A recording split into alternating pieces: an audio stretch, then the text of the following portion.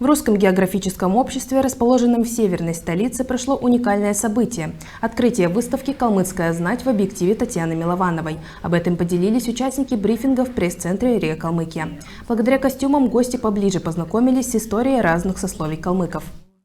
Именно на широкую публику, благодаря визуальному ряду, благодаря доступному формату, мы уже несколько раз организовываем такие мероприятия.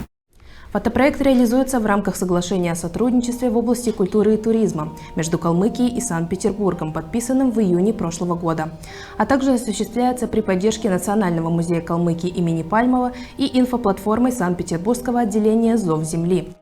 Татьяна Алексеевна, она очень многие годы занимается, хорошо известна у нас в республике, занимается национальным костюмом. Мы знаем ее как руководителя театра костюма и пластики.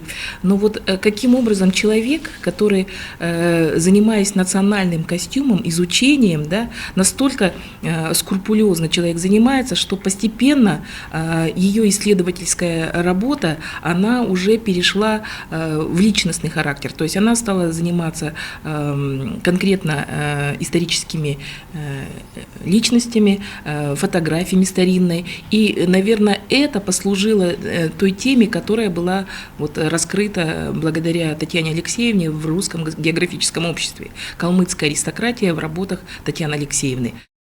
Благодаря информационной поддержке медиахолдинга РИА Калмыкия все подробности показа смогут увидеть и зрители национального телевидения Калмыкии. Выйдет передача в центре внимания, где будет подробный рассказ об этом мероприятии, об открытии выставки.